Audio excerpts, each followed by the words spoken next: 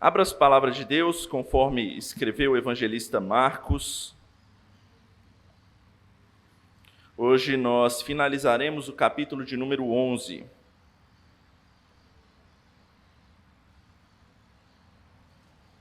Marcos, capítulo 11.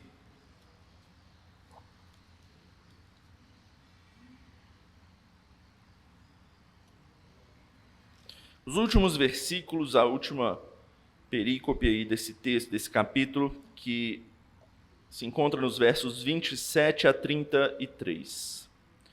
Marcos 11, de 27 a 33. Talvez esse seja um dos textos que eu mais goste do Evangelho de Marcos.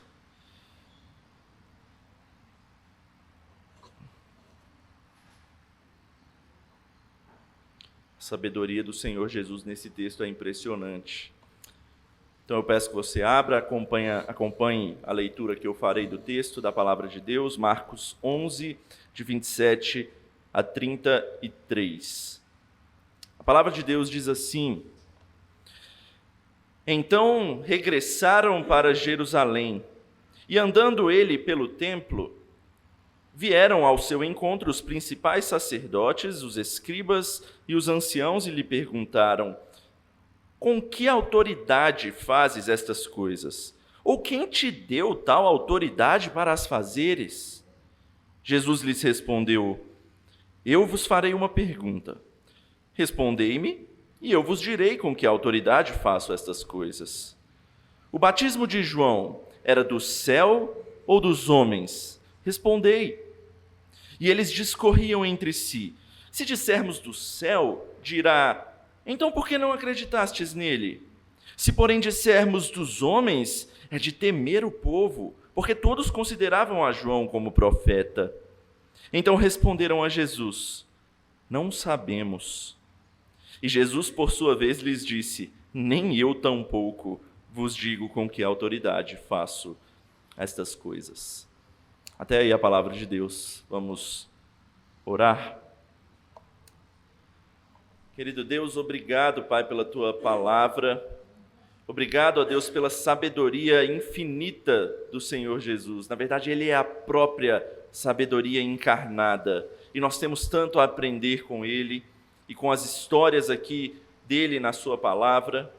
Que o Senhor, ó Pai, abra os nossos corações para entendermos e aprendermos mais e mais dele e nos espelharmos na vida e na obra dele. É o que pedimos também no nome dele. Amém. Meus irmãos, vocês são daquelas pessoas que gostam de entrar naquelas discussões sobre qualquer assunto. Hoje em dia é muito comum isso, especialmente com o fenômeno das redes sociais. O que a gente mais vê são pessoas que entram em discussões aqui, discussões ali, sobre tudo quanto é assunto. Só que tem um problema com isso. As pessoas agora se acham quase como jovens mestres em tudo quanto é tipo de assunto. Autoridades sobre tudo quanto é coisa relacionada àquilo que eles querem discutir. A mesma pessoa consegue escrever textos, e ela diz até que com propriedade, sobre tudo quanto é assunto, sobre política, sobre economia, sobre religião, sobre filosofia, esportes, literatura. É impressionante como as redes sociais elas deram voz para as pessoas, mesmo essas pessoas não tendo qualquer conhecimento sobre o assunto. E às vezes até discutem com as verdadeiras autoridades dos assuntos, defendendo com unhas e dentes o seu ponto de vista, claramente errado a maioria das vezes. Esses dias eu estava vendo uma entrevista com um jornalista esportivo que eu gosto bastante, e ele disse que certa vez ele, que estava conversando com outra pessoa, ele estava entrevistando um político no caso, e aí, no meio da conversa, eles discordaram a respeito de um assunto. E esse político foi para tentar vencer, usou uma estatística. Hoje em dia é muito comum você fazer isso, né? Não, é porque não sei quantos bilhões de casos dessa coisa acontecem. E esse jornalista, na hora, ele não soube o que dizer, porque ele não tinha como comprovar aquela estatística, então ele deixou para lá.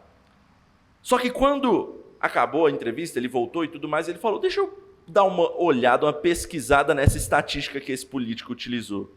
Ele conferiu e não achou absolutamente nada a respeito daquela estatística. Na verdade, ele disse que achou coisas bem diferentes, até opostas àquela estatística utilizada.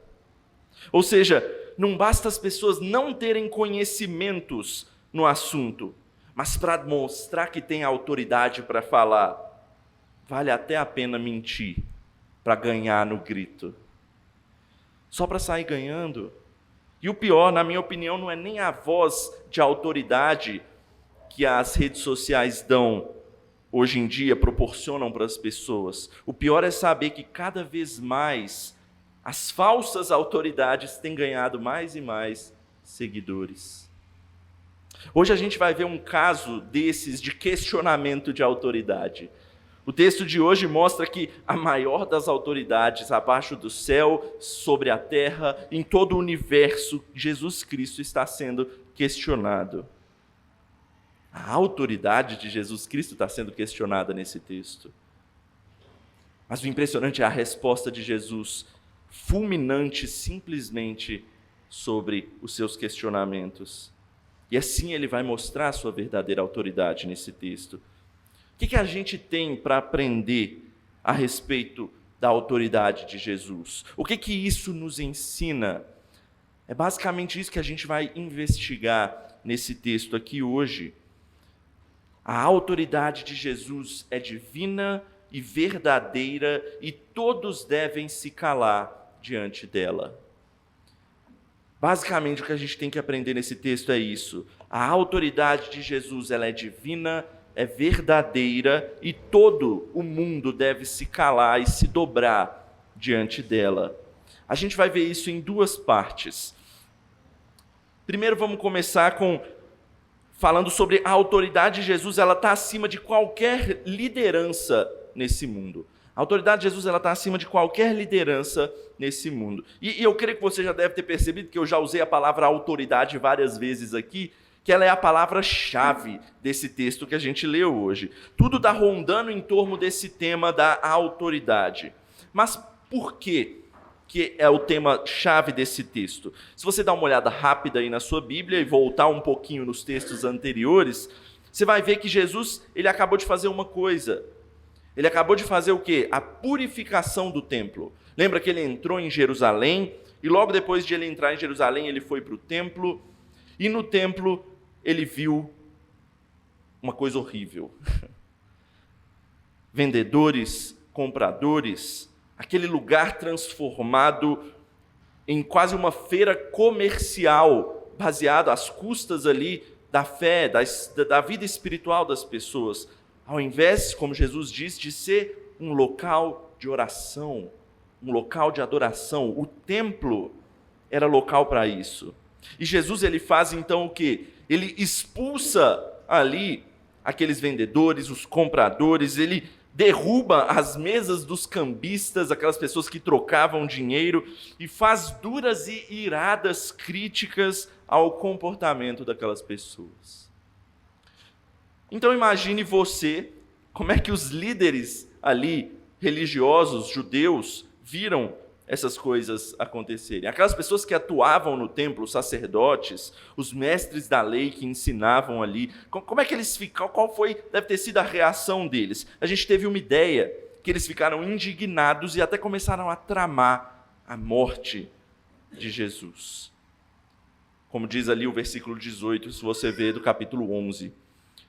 Mas no dia dessa purificação do templo, que a gente sabe que é uma segunda-feira, e a gente sabe que está se aproximando aí da sexta-feira, que essa é a semana da paixão, né? Na sexta-feira da crucificação de Jesus. Jesus, naquele dia, ele simplesmente vai embora sem falar muita coisa. Mas Jesus, ele está indo e voltando, ele está ali hospedado numa cidade próxima chamada Betânia, e ele sempre volta em Jerusalém para ir para o templo e ensinar. O Evangelho de Lucas, inclusive, diz que Jesus volta e nesse dia ele estava ensinando no templo. Olha o que diz o verso 27 do nosso texto, mais uma vez. Então, regressaram para Jerusalém, e andando ele pelo templo, vieram ao seu encontro os principais sacerdotes, os escribas e os anciãos, e lhe perguntaram: com que autoridade fazes estas coisas? Quem te deu tal autoridade para as fazeres? Então Jesus, ele entra no templo, ele estava lá ensinando, e no momento em que Jesus deu mandadinha ali, de um lado para o outro, logo os líderes ali do templo foram direto em Jesus para questioná-lo. E o questionamento feito a respeito destas coisas, que é dito aqui no texto, que Jesus fez, certamente está se referindo ao que Jesus fez no dia anterior, aquela tal purificação do templo. Soa como se eles estivessem perguntando para Jesus assim: que cargo oficial você tem para agir de tal forma que você agiu?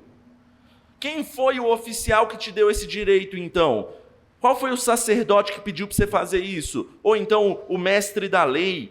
Ou então o líder do povo que falou qualquer coisa com você para você fazer o que você fez? Ou seja, a questão aqui do questionamento que eles fizeram para Jesus não é simplesmente sobre o que ele fez. É mais um pouco do que isso. Mas é sobre o direito que Jesus tem de fazer o que ele fez. Eles questionam o direito de Jesus de entrar no templo e fazer aquilo que ele fez. Para a gente entender melhor, a gente precisa saber quem são esses homens que estão questionando Jesus aqui. O texto diz que vieram ao encontro dele os principais sacerdotes, os escribas e os anciãos. Bom, os principais sacerdotes, eles são os chefes dos sacerdotes, provavelmente o sumo sacerdote estava ali no meio deles, e são aqueles que realmente trabalham ali no templo, eles têm a custódia do templo. Eles estão a cargo, a vida deles é a cargo de trabalhar ali no templo. Os escribas são os mestres da lei, aqueles que ensinavam ao povo os meandros da lei. E eles faziam isso principalmente nas sinagogas, mas muitas vezes também no templo. E em sua maioria eles eram fariseus, aí você já tem uma ideia de como os escribas eram. E o texto também diz que tem os anciãos. Os anciãos eram justamente os líderes dentre o povo. Normalmente eles não eram muito ligados às leis, ao ensino e coisa e tal assim, eles eram mais leigos nesse assunto, mas eles eram líderes das comunidades ali do povo. Mas mais importante do que a gente saber quem era cada um deles, a gente sabe que são grupos importantes, é saber por que eles foram juntos até Jesus questionar ele. Porque juntos, eles não eram cada um, juntos eles tinham uma representatividade. Eles representam o que a gente chama de sinédrio. O texto não diz, mas dá a entender que eles foram oficialmente representando o sinédrio para tirar já satisfação com Jesus. O que é o sinédrio? O sinédrio era a Suprema Corte Judaica. Hoje em dia está em voga aí a gente saber do que é a Suprema Corte, né? O STF e não sei o que aqui no nosso país. Isso aqui é o STF. Talvez seja até um pouco, com certeza bem diferente, mas eles são a Suprema Corte. Eles tomavam as decisões ali dentre o povo judeu.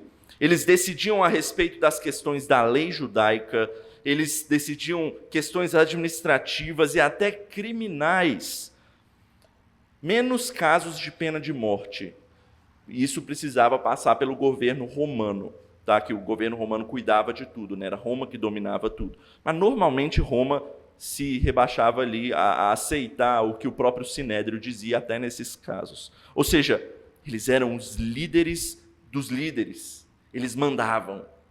Eles eram a Suprema Corte de Israel. Então eles foram como a instituição governamental de Israel questionar Jesus. Não era pouca coisa. Ou seja, Jesus chegou no ápice aqui de incomodar o povo de Israel. O povo mais não, né? Mais a liderança de Israel. E eles foram então até questionar Jesus, mais precisamente questionar a autoridade de Jesus frente à autoridade que eles tinham. Certamente eles devem ter É como se tivessem dito em outras palavras: quem é você para expulsar pessoas do templo? Ou quem é você para ensinar aquilo que a gente não está ensinando? Quem te deu o direito de fazer isso? E esses questionamentos, eles são capciosos para Jesus, porque ninguém deles tinha dado qualquer direito para Jesus, eles sabem disso. Nem os escribas, nem os sacerdotes, nem os anciãos tinham falado qualquer coisa para que Jesus fizesse aquilo. Então eles viram para Jesus e perguntam: quem é que te deu essa autoridade? Jesus tinha duas opções de resposta. Eles certamente tinham isso na cabeça. Jesus poderia falar que foi alguma autoridade humana, mas certamente Jesus poderia responder que foi ele mesmo, que fez por autoridade própria, o que seria um desacato à autoridade deles, porque eles eram os líderes do templo, pelo menos era o que eles pensavam. Ou Jesus tinha uma segunda opção. Jesus ele podia falar que foi uma autoridade divina que deu esse direito para que ele fizesse o que ele fez. E certamente eles considerariam que aquilo era uma blasfêmia de Jesus. Então fica claro aqui que a ideia do sinédrio não era conversar, não era tentar entender a situação, mas era pura e simplesmente fazer uma armadilha para Jesus. Lembre que eles estavam tramando a morte de Jesus, a gente viu isso no texto anterior. E se Jesus não fosse sábio para responder, eles poderiam se aproximar do que eles queriam, da morte de Jesus. Mas eles não contavam com a astúcia de Cristo. Eles chegaram e falaram que veio na cabeça deles: vamos pegar Jesus. Quem são eles? Olha a resposta de Jesus, versículo 29. Jesus lhes respondeu: eu vos farei uma pergunta. Respondei-me e eu vos direi com que autoridade faço estas coisas. O batismo de João era do céu ou dos homens? Respondei. Note que Jesus ele não se submete à autoridade deles, respondendo conforme eles queriam. Jesus ele mostra que está acima do sinédrio. É como se Jesus estivesse dizendo assim: se vocês me responderem antes, aí eu me dou o direito de responder vocês depois. Jesus ele se coloca acima. Quem é o sinédrio para Jesus? Que fosse a Suprema Corte Mundial diante de Cristo ali. Ninguém consegue surpreender a Jesus, ou pegar ele e pregar uma peça nele, uma armadilha. Ele é a autoridade máxima. Nos limites da bondade, do amor, mas também da verdade e da justiça de Cristo, ele age como ele quer. Tem um autor muito conhecido chamado C.S. Lewis que ele diz nas suas crônicas de Nárnia, sobre o leão que representa Jesus: ele não é um leão domesticado. Não, ninguém consegue subjugar, não há quem possa submeter Jesus a qualquer coisa, a não ser que ele se voluntarie e se entregue a isso. Meu irmão, a cruz só aconteceu porque Cristo foi por vontade própria em direção a ela. Jamais por qualquer tipo de coação desse mundo. Aí talvez você possa se perguntar: então a gente não tem nada a ver com isso. Não, a Bíblia diz as duas coisas, a culpa ainda é do ser humano. Pedro, quando ele está pregando, e Lucas registra isso lá em Atos 2, versículo 23, ele diz assim: sendo este, Jesus, entregue pelo determinado desígnio e presciência de Deus, ou seja, foi Deus quem entregou Jesus à cruz, ele mesmo. Mas Pedro continua: vós o matastes, crucificando por mão de iníquos. Ou seja, é desígnio de Deus, mas ainda assim o homem é culpado. Irmão, o homem tenta subverter a autoridade do Criador, mas é impossível surpreender o soberano sobre céus e terra. É impossível superar a autoridade daquele que faz todas as coisas conforme o conselho da sua vontade. Está lá em Efésios 1, versículo 11. Sabe o que isso nos ensina? Que nós não precisamos andar ansiosos nesse mundo.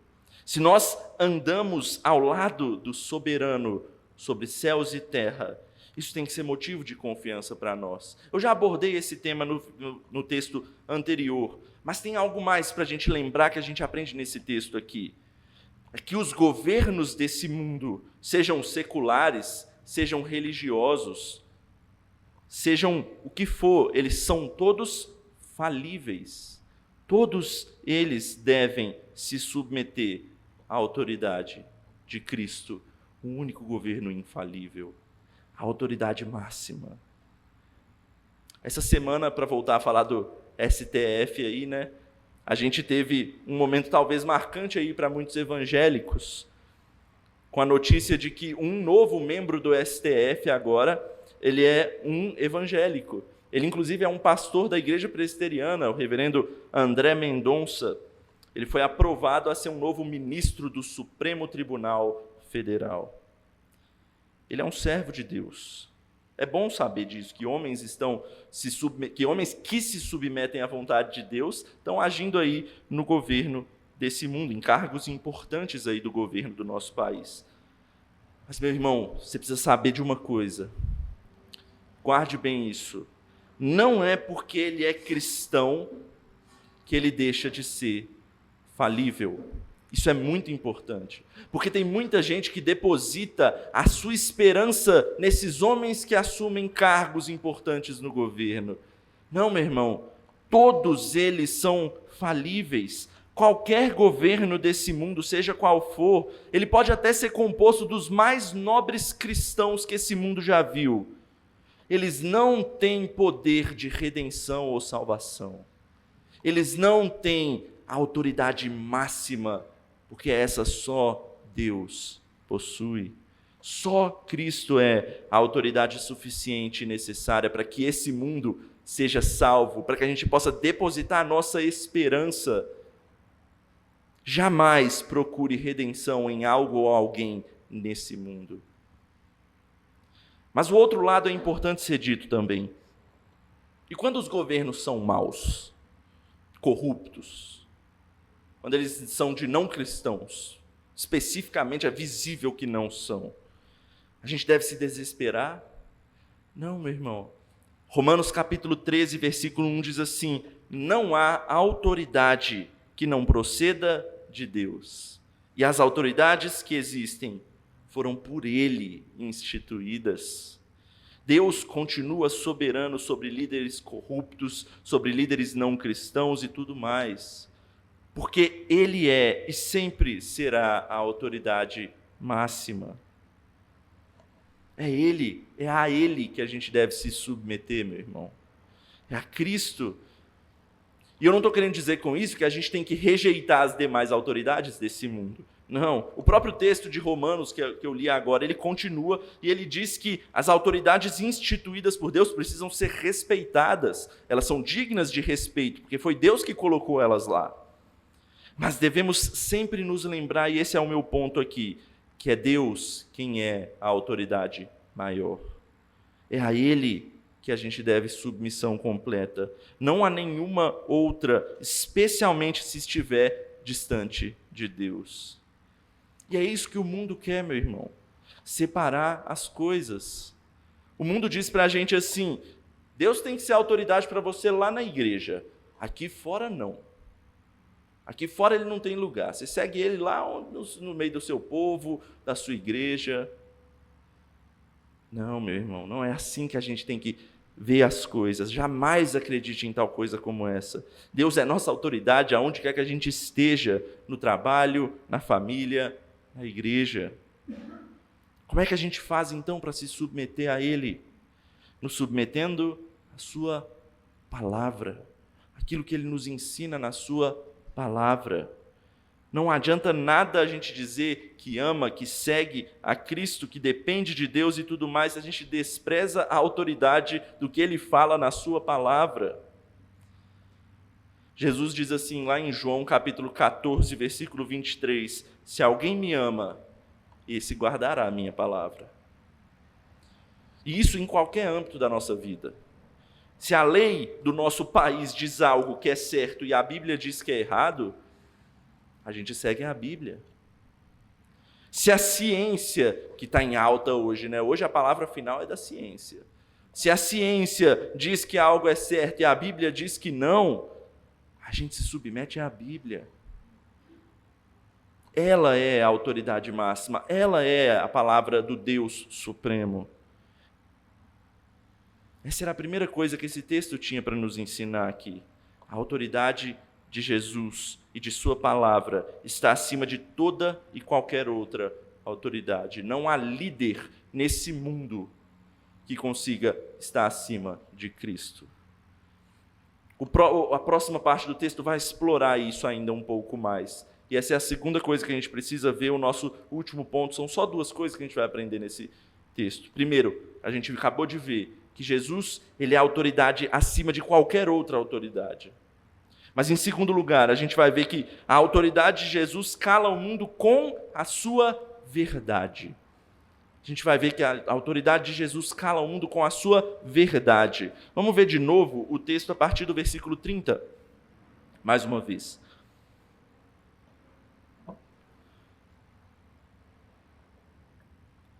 O batismo de João era do céu ou dos homens? Respondei. E eles discorriam entre si. Se dissermos do céu, dirá, então por que não acreditastes nele? Se, porém, dissermos dos homens, é de temer o povo, porque todos consideravam a João como profeta. Então responderam a Jesus, não sabemos. E Jesus, por sua vez, lhes disse, nem eu tampouco vos digo com que autoridade faço essas coisas. A pergunta de Jesus aqui, aparentemente, parece que não tem nada a ver com a situação que está acontecendo. O que o batismo de João tem a ver com a autoridade de Jesus? O que João tem a ver com Jesus? Será que Jesus está tentando fugir pela tangente ali? Será que Jesus está tentando desconversar para falar alguma outra coisa porque ele não tem a resposta adequada, ele foi pego? Não. Jesus, ele é um verdadeiro mestre e ele está mostrando isso aqui. E a pergunta dele tem total relação com a questão que fizeram para ele sobre a autoridade dele. Porque, em outras palavras, a pergunta que Jesus fez para eles é como se fosse assim: qual a autoridade de João, que João teve para batizar? Qual foi a autoridade dele? Foi uma autoridade que veio dos céus, ou seja, de Deus? Ou foi uma autoridade humana, ou seja, uma coisa que veio dos homens? Você consegue perceber que é praticamente o mesmo dilema que eles estavam tentando pegar Jesus? Isso significa que uma decisão por qualquer uma dessas opções a respeito de João era a resposta que eles dariam a respeito de Jesus também. É a mesma, quase praticamente a mesma coisa. E a resposta de Jesus, ela é impressionante, ela é fabulosa aqui, porque Jesus ele consegue inverter a tensão da conversa. O dilema estava em cima dele, e Jesus, com uma mísera pergunta, ele simplesmente inverte e joga o dilema para eles, para os seus questionadores. E agora eles entram na situação difícil. Qualquer resposta que eles derem aqui, eles é que vão se enrolar. Porque veja só, se eles respondessem do céu, ou seja, que o batismo de João vem de Deus, a autoridade do batismo de João vem de Deus, revelaria a hipocrisia do coração deles. Porque se vem do céu, ou seja, se vem de Deus, como é que eles mesmos rejeitaram João? Se João era um profeta de Deus, como é que eles mesmos rejeitaram João? Eles não podiam responder isso. A resposta deles mostraria a hipocrisia deles, que eles só pensam em si mesmos. Eles não estavam nem aí com a verdade. Para eles, aquilo que os desse poder e o que não colocasse em risco, não colocasse a vida, ou eles, ou o ensino deles, ou a posição deles em risco, é que era tratado por eles como verdade. Além disso, olha o que mais, se a gente se lembrar da história de João Batista, que a gente passou lá no início do Evangelho de Marcos, o que ela ensina para nós a respeito dessa pergunta. João, ele é um profeta, e João foi aquele que batizou o próprio Jesus Cristo, e todo mundo sabia disso. E João disse mais. Quando João foi batizar Jesus, ele disse que ele era maior. Jesus era maior do que o próprio João.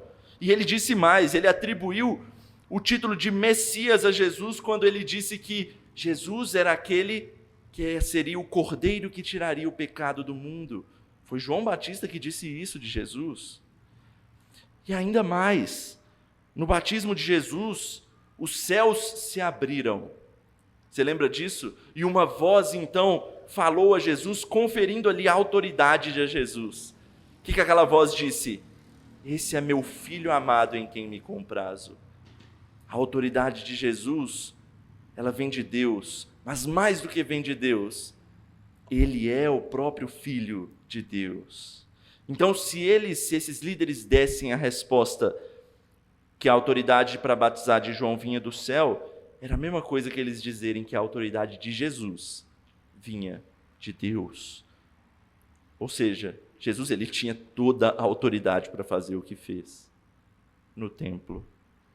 Logo, eles não poderiam, que eles podiam responder isso. Agora, se eles resolvessem dar outra resposta, porque se essa aqui está descartada por eles, por que eles não responderam a outra? Ou seja, por que eles não falaram que a autoridade de João vinha dos homens? Significava que o batismo de João não tinha uma inspiração divina, ou então que era algo puramente humano, e, portanto, era algo sem valor espiritual. Responder que o batismo de João, a autoridade era humana, era dizer isso. E, obviamente, era o que eles queriam acreditar. Eles escolheram acreditar nisso, porque era melhor para eles acreditar nisso. Mas eles tinham um problema se eles respondessem isso. O povo não acreditava nisso. O povo não acreditava nisso. O próprio texto diz que o povo realmente acreditava que João Batista era um profeta enviado pelo Senhor. E isso é verdade. João Batista é um profeta enviado pelo Senhor mesmo. E, meu irmão, eles estão no templo, e o templo não é um lugar pequeno, e certamente tinha muitas pessoas ali. Não era Jesus e os líderes numa salinha não. Tinha um monte de gente em volta ouvindo aquela discussão. O povo estava ouvindo aquela discussão. Ou seja, se eles escolhessem responder aquilo, eles iam desacreditar o povo na frente deles mesmos, na cara dura, dizendo que não, João não vem de Deus, não. E o problema deles não ia ser com Jesus, ia ser com o povo mesmo. E o Sinédrio temia isso. A gente viu isso também logo no texto atrás, no versículo 18 aí desse mesmo capítulo, quando eles disseram que não poderiam matar Jesus, por quê? Porque eles temiam o povo, porque o povo amava a Jesus. Talvez não do jeito mais correto de todos, mas queria mais de Jesus. E eles temiam isso. Então eles estavam perdidos nas duas respostas. Eles não podiam nem dizer que era do céu e não podiam nem dizer que era dos homens. Qual que é a resposta final deles, então? A mais covarde possível. Eles viram para Jesus e dizem, não sabemos. É patético a resposta dos líderes judeus. Como assim os líderes judeus não sabem responder? Eles não só tinham de saber, como era dever deles saber a respeito desse assunto. Gente, eles eram os líderes religiosos da época, daquele povo. Era o que se esperava deles. Eles tinham que saber a resposta para uma questão religiosa. É como você virar para o líder da igreja e fazer uma pergunta, talvez ele não saiba ali na hora, mas para a autoridade máxima, vamos dizer, a autoridade máxima da igreja. Não estou nem dizendo o pastor aqui da igreja, estou dizendo a autoridade máxima da denominação. O grupo máximo ali, o Supremo Concílio. Se você fizer uma pergunta para eles a respeito de teologia, eles vão ter que te responder. Pode ser que eles demorem um tempinho pensando, arrumando alguma coisa, mas eles vão te responder. Porque é dever deles. Eles não podem virar para você e falar, não sei. No máximo, eles podem virar para você e falar assim, ó, eu não sei agora, mas já já eu te respondo. Mas não. Olha o que os líderes religiosos da época viraram para Jesus e disseram: não sei. É óbvio para nós que a resposta deles não é porque eles realmente não sabem, mas é porque eles não querem responder. Era um momento em que, muito bem ali, eles poderiam também conversar com Jesus a respeito, tirar alguma dúvida, entender melhor a questão, mas obviamente eles não tinham disposição para fazer isso. Na verdade, eles não queriam se submeter à verdade que Jesus Cristo escancarou diante deles. É justamente por isso também que Jesus volta com a resposta de não dar uma resposta para eles, já que eles mesmos não se submetem, não se dispõem a continuar o diálogo por interesse deles. Para que Jesus vai mostrar interesse em continuar, se eles mesmos não estão interessados em aprender? Meus irmãos, a verdade de Cristo é clara aqui para nós nesse texto. A autoridade dele provém dos céus, é divina, pois ele é o Filho de Deus. E não é só por causa da pergunta que ele fez, voltando lá em João. Ele voltou lá no início, em João, mas se a gente olhar do início até ali, quanta coisa esclarece para nós e deixa ainda mais claro essa autoridade de Jesus. Por exemplo, a gente pode voltar e lembrar do conhecimento que Jesus demonstrava em seus ensinos. Era altamente superior ao restante das pessoas. Nenhum mestre da lei conseguia ensinar como Jesus ensinava. As pessoas se admiravam tanto que em pouco tempo Jesus era acompanhado por multidões e multidões. Isso é autoridade. Mas também mostrando o seu poder em tudo que ele fazia. Jesus realizava milagres, ele expulsava demônios, e ele fazia isso com um toque, com uma palavra. Isso é autoridade. Mas mais ainda, a gente viu em várias partes que Jesus, ele cumpria as profecias que mostravam que ele era o descendente esperado, o Messias prometido. No último texto, há 2 textos atrás, na verdade, a gente viu isso quando Jesus entrou em Jerusalém montado num jumentinho, como dizia especificamente a promessa messiânica. Tudo isso era claro. E os líderes, eles viam isso, eles ouviam isso, eles sabiam de tudo isso. No fundo, no coração deles, eles sabiam a verdade. Mas eles não estavam dispostos a se submeter à verdade de Cristo, da autoridade de Cristo. Esse texto é impressionante porque ele mostra aqui para nós que a autoridade de Cristo, ela cala o mundo de uma forma ou de outra. Ou você se cala porque você foi convencido e se submeteu a ele, ou você se cala porque você fica sem respostas quaisquer para contra-argumentar com ele. Isso sim é autoridade.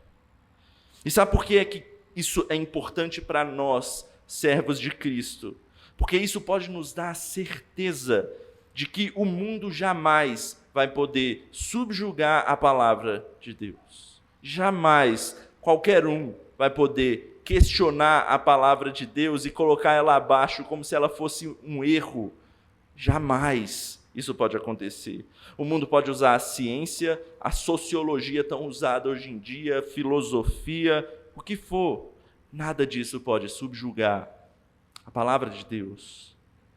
O apóstolo Pedro, lá na primeira carta dele, acho que é interessante a gente abrir lá, primeira carta de Pedro, capítulo 3,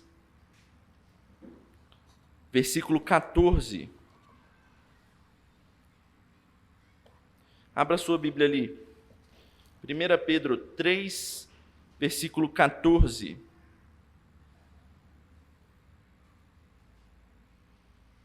Vou ler a partir do 13. Olha o que diz a palavra de Deus aqui. 1 Pedro 3, 13. Ora, quem é que vos há de maltratar se fordes zelosos do que é bom? Mas ainda que venhais a sofrer por causa da justiça, bem-aventurados sois. Essa parte aqui que eu quero enfatizar. Não vos amedronteis, portanto, com as suas ameaças, nem fiqueis alarmados. Antes, santificai a Cristo como Senhor em vosso coração, estando sempre preparados para responder a todo aquele que vos pedir razão da esperança que há em vós. O que Pedro está ensinando para a gente aqui? Quando Cristo, ele é a autoridade na nossa vida, quando a gente santifica Cristo no nosso coração e faz dele o Senhor da nossa vida e do nosso coração, ele diz que a gente não precisa se amedrontar, que a gente não precisa temer, basta apenas estar preparado para responder. Por quê? Porque ele é a autoridade máxima nesse mundo. Não há quem possa subjugar a palavra de Deus. Meu irmão, isso ensina para nós que a nossa fé é totalmente defensável dos ataques desse mundo, dos questionamentos desse mundo. Na verdade, o mundo é que não tem defesa contra os argumentos de Deus. Mas tem algo que a gente precisa aprender melhor aqui, precisa ser mais ensinado a nós cristãos a respeito desse assunto. É que a autoridade das Escrituras, ela não é tanto uma verdade a ser defendida, ela precisa ser afirmada e proclamada. Tem um autor, um grande pregador aí na história chamado Spurgeon, que certa vez ele disse assim: não há necessidade de se defender um leão que está para ser atacado. Tudo que você precisa fazer é abrir a porta e deixar ele sair. Ele mesmo se defende. Por isso, irmãos, nosso dever não é defender a Bíblia. A Bíblia não precisa de defesa. A gente precisa afirmar, ensinar, proclamar a palavra de Deus. E a autoridade dela mesma vai fazer o convencimento das pessoas, se essa for a vontade de Deus. Porque até nisso ele é autoridade. Então o que a gente precisa fazer nessa igreja aqui, meu irmão? Não é nada mirabolante. Não é colocar uma parede preta, não é colocar uma luz especial, qualquer coisa assim. Basta a gente simplesmente abrir as portas e expor fielmente a sua palavra. É assim que o mundo é transformado. Os maiores momentos da história da igreja, quando mais pessoas se converteram ao cristianismo, sempre estiveram acompanhados da fiel exposição da palavra de Deus.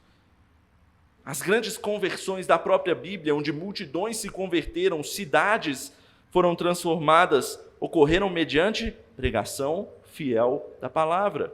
Os grandes avivamentos da história ocorreram mediante pregação fiel da palavra. A reforma protestante, um momento marcante na história da igreja, se baseou no lema: só a Escritura. Ela, somente a palavra de Deus, é a autoridade máxima para nós. Quando Cristo é colocado no devido lugar, o mundo se dobra e se cala diante da verdade exposta na sua palavra. Para a gente encerrar, meu irmão, o texto de hoje nos expõe grandiosamente a autoridade de Cristo. Ele, por meio da sua obra, por meio da sua palavra, é a autoridade máxima sobre tudo, sobre todos, como a gente viu no primeiro ponto, e não há quem possa combater ou questionar a sua palavra, que a gente viu no segundo ponto. Mas se tem algo que o mundo hoje é um mundo questionador, né? O mundo hoje ensina que cada um tem a sua própria verdade. Cada um vive aquilo que acredita. Que todas as opiniões devem ser toleradas. Mesmo se a opinião for uma mentira, ela tem que ser tolerada. Mas o engraçado é que, se a minha verdade for contra a deles, aí não pode tolerar a minha verdade, especialmente se ela for a verdade cristã. Especialmente se ela for a verdade de Cristo. Então, o mundo hoje tem questionamento contra nós de todos os lados, contra a igreja, contra a Bíblia, contra a moral cristã. E eu quero finalizar com um ensinamento que um pastor que eu li, que ele falou a respeito desse texto chamado William Hendrickson, o nome dele, que parece aparentemente é irrelevante nesse texto, mas nos ensina algo muito interessante. Os líderes judeus, eles fizeram 2 perguntas para Jesus. Jesus voltou com apenas uma pergunta para eles. E Hendrickson diz que, obviamente, não é isso que o texto pretendia dizer, mas ele pensou em algo que é interessante. O mundo, ele tem vários e vários questionamentos para Cristo, para a Bíblia, para a fé cristã, para a moral cristã, para o evangelho, para a igreja, para o evangelicalismo e para qualquer coisa. O mundo vem com milhões de perguntas. Mas Jesus, ele tem apenas uma pergunta de volta para o mundo. No que é que você crê? Em qual autoridade você crê? E a resposta a essa única pergunta deixa o restante todo obsoleto. Se você crê em Cristo, todo questionamento vai cessar. Se você não crê, você nunca entenderá qualquer resposta e essas questões perderão o sentido. Cristo, meu irmão, ele é a autoridade e a resposta que esse mundo precisa. A gente só precisa dessa resposta para que esse mundo abra os olhos, para que esse mundo seja guiado à verdade. É a autoridade de Cristo que precisa ser pregada e divulgada. Mas independente do que esse mundo diga, a palavra de Deus diz, e a gente leu isso hoje lá em Filipenses capítulo 2, que a maior das autoridades, ela foi subjugada, obviamente, por vontade dele, voluntariamente, ele morreu humilhantemente na cruz. Mas aquele texto, Paulo diz ainda mais, que por essa cruz, Deus o exaltou sobremaneira e lhe deu o nome que está acima de todo nome, para que ao nome de Jesus se dobre todo joelho nos céus, na terra e debaixo da terra, e toda língua confesse que Jesus Cristo é o Senhor, para a glória de Deus Pai. Se o mundo não se render agora, a gente pode ter certeza que todo joelho um dia ainda assim vai se dobrar. E toda língua vai se calar para confessar que Ele é o Senhor. Ele é o nosso Senhor. A gente tem que se prender nisso. Vamos orar? Santo Deus, obrigado, Pai, por esse ensino grandioso da Tua palavra. Obrigado porque o Senhor é o Senhor da nossa vida, mas não só da nossa vida, o Senhor é o Senhor desse mundo inteiro e nós podemos estar descansados em Ti. Nós podemos descansar nas Tuas promessas, podemos descansar nos Teus ensinos, porque nada pode subjugar ao Senhor, nada que esse mundo possa fazer, ainda que questione. E nós louvamos ao Senhor, porque o Senhor nos chamou e fomos acolhidos como filhos Teus. Obrigado por isso. Nós oramos no nome de Jesus. Amém.